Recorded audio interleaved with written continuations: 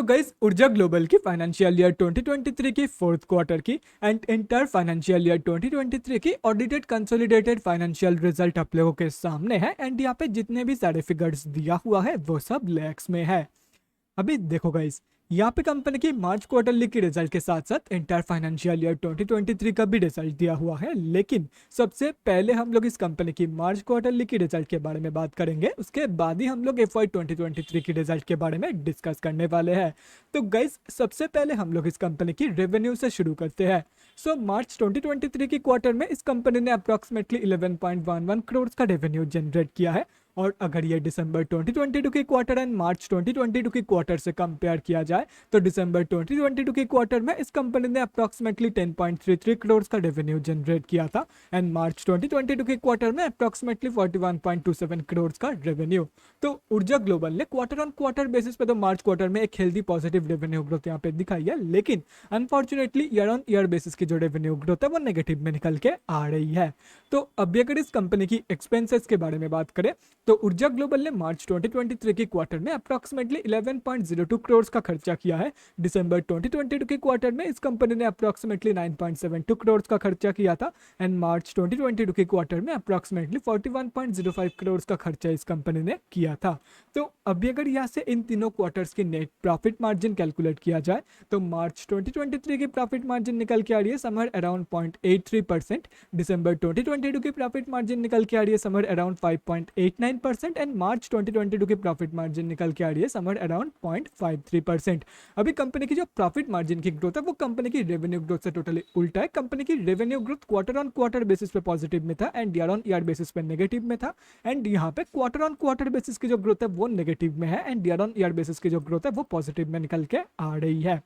तो अभी अगर इस कंपनी की नेट प्रॉफिट मतलब प्रॉफिट आफ्टर टैक्स के बारे में बात करें तो मार्च 2023 की क्वार्टर में इस कंपनी ने अप्रॉक्सीमेटली 9.23 लाख का प्रॉफिट पोस्ट किया है। दिसंबर 2022 की क्वार्टर में इस कंपनी ने अप्रॉक्सीमेटली 60.81 लाख का प्रॉफिट पोस्ट किया था एंड मार्च 2022 के क्वार्टर में अप्रॉक्सीमेटली 21.73 लाख का प्रॉफिट इस कंपनी ने पोस्ट किया था।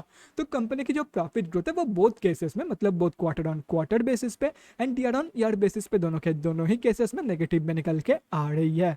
और रही बात कंपनी की ईपीएस की मतलब अर्निंग्स पर इक्विटी शेयर की, तो मार्च 2023 की ईपीएस वैल्यू निकल के आ रही है 0.0017 की, दिसंबर 2022 की ईपीएस वैल्यू निकल के आ रही है 0.0114 की एंड मार्च 2022 की ईपीएस वैल्यू निकल के आ रही है 0.0041 की।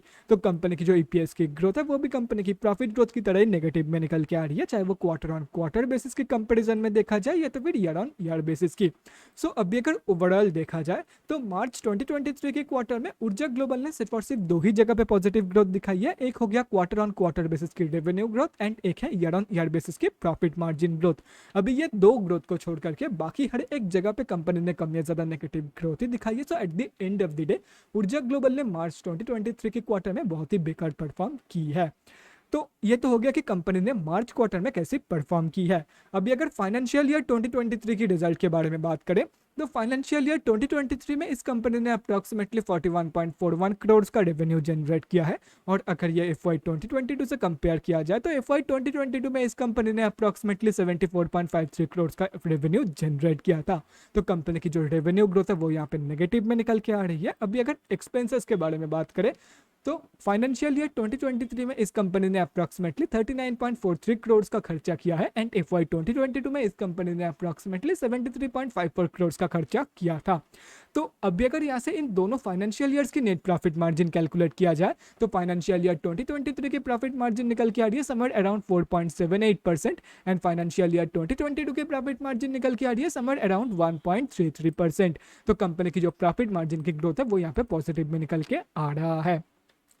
तो अभी अगर इस कंपनी की नेट प्रॉफिट मतलब प्रॉफिट आफ्टर टैक्स के बारे में बात करें तो फाइनेंशियल ईयर 2023 में इस कंपनी ने अप्रॉक्सीमेटली 1.52 करोड़ का प्रॉफिट पोस्ट किया है एंड FY 2022 में इस कंपनी ने अप्रॉक्सीमेटली 76.83 लाख का प्रॉफिट पोस्ट किया था। तो कंपनी की जो प्रॉफिट ग्रोथ है वो भी कंपनी की प्रॉफिट मार्जिन ग्रोथ की तरह ही पॉजिटिव में निकल के आ रही है। एंड अगर देखा जाए तो फाइनेंशियल ईयर 2023 में इस कंपनी ने ऑलमोस्ट डबल प्रॉफिट पोस्ट किया है कंपेयर टू FY 2022। और रही बात कंपनी की ईपीएस की मतलब अर्निंग्स पर इक्विटी शेयर की, तो फाइनेंशियल ईयर 2023 की ईपीएस वैल्यू निकल के आ रही है 0.0286 की एंड FY 2022 की ईपीएस वैल्यू निकल के आ रही है 0144 की। तो कंपनी की जो ईपीएस की ग्रोथ है वो भी कंपनी की profit and profit margin growth की तरह पॉजिटिव में निकल के आ रही है कंपेयर टू FY 2022।